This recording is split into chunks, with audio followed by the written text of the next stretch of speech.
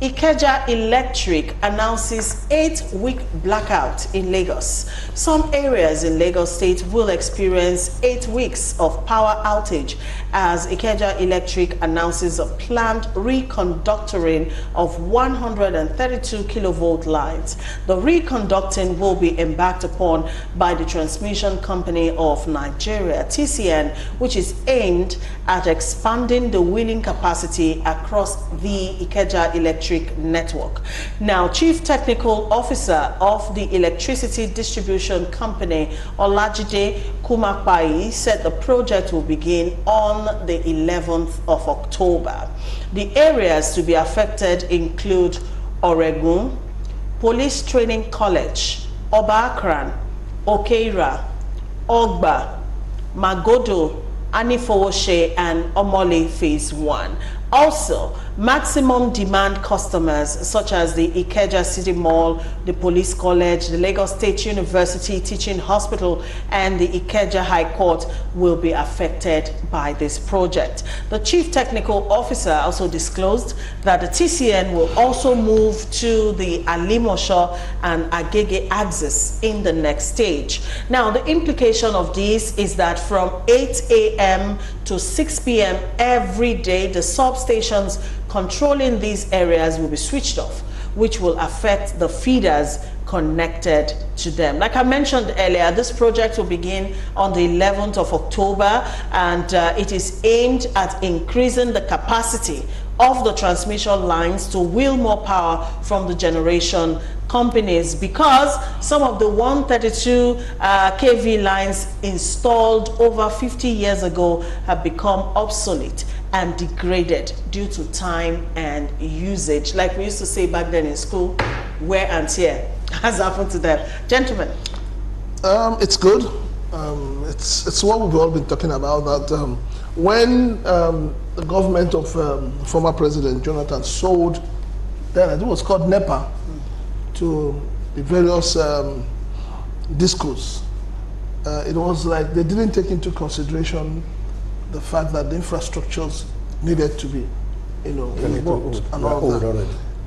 But then, what you've just read out reminds me of what's happening in Lagos right now, where the present government is embarking on road construction almost everywhere at the same time, creating chaos. And these construction companies do not understand that they must, while doing this road, create a small leeway for people to pass. They don't care about the people. This is what these people want to do now. You're going to throw everybody into darkness. Can't it be done face by face? Well, it's face by face. Let me finish. The second phase is Alimosho. No. This is the first phase. What I'm trying to say is that, okay, can't it be done in such a way that the people must still have some little light? We know how hot Nigeria has become. We know how people are suffering. And you're going to add more to it. The roads are not there. There'll be little lights. The roads are not. You just don't expect anything. Patience, let me finish. I read that report. It's going to take 8 weeks. The roads are not there. Which means it's going to enter into December period. Which means we are going to see hell. That's what it means. Because the 8 weeks will lapse sometime November, December, January. During the heat period.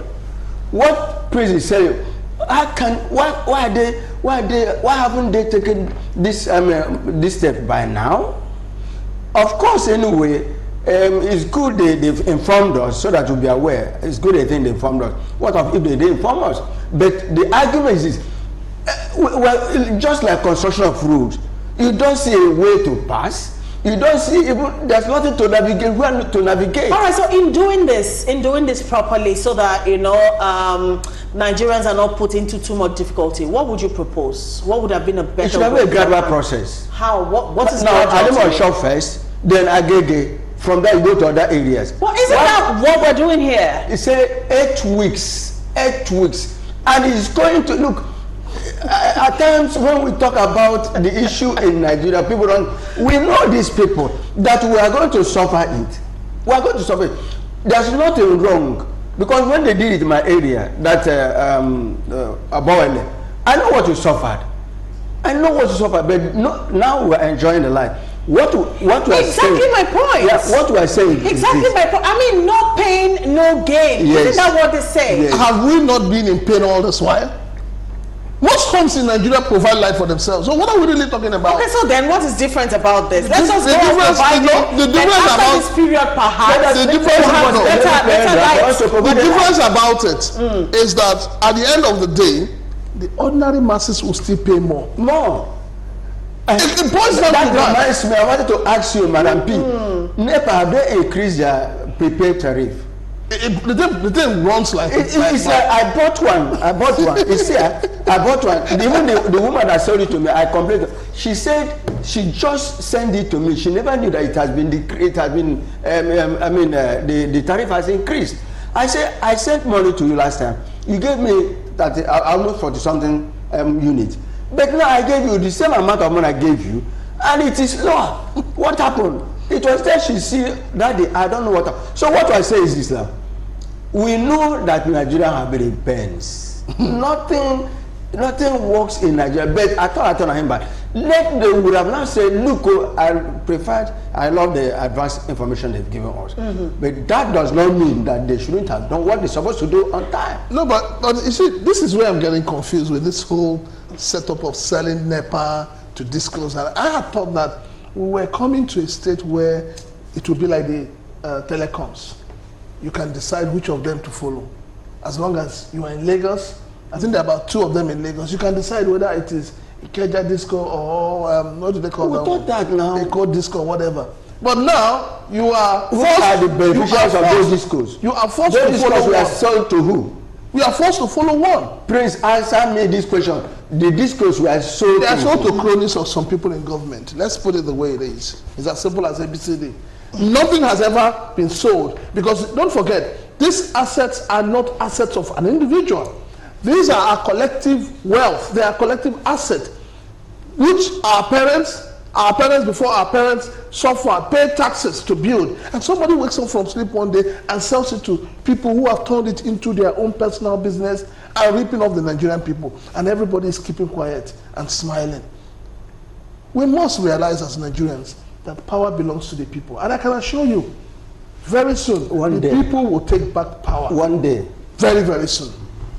Okay. All right, thank you, gentlemen. Okay, don't forget, starting from the 11th of October, Lagos will be experiencing blackout, and this will last for 8 weeks. Once again, the areas that will be affected include Oregun, the Police Training College, Oba Akran, Okeira, Ogba, Magodo, Anifowoshe, and Omole Phase 1. All right, so in the next phase, they'll be going to Alimosho and the Agege axis of Lagos State to continue what they call the reconductoring of 132 kV lines. Okay, Sorry, ma, did I hear you mention lawsuit? Yeah, those are high demand areas. Yes, the Lagos State teaching. It's inclusive. Yes. Then how will Lagos State Teaching Hospital be shut down between 6 a.m. to 8 p.m.? 8 a.m. to 6 p.m. Fine.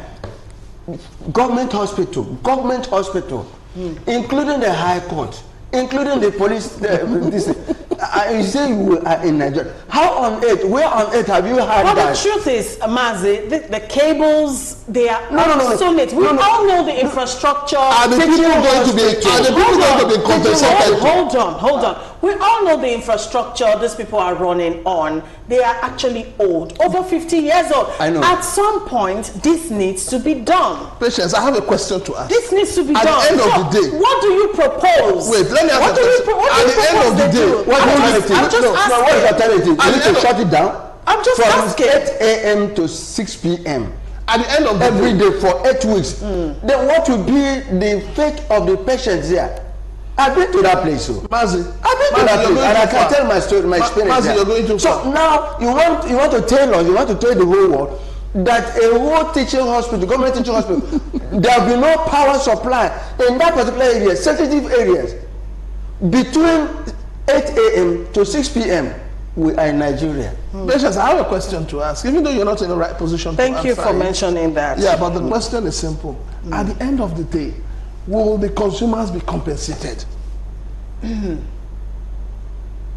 What is the compensation for the Nigerian consumers?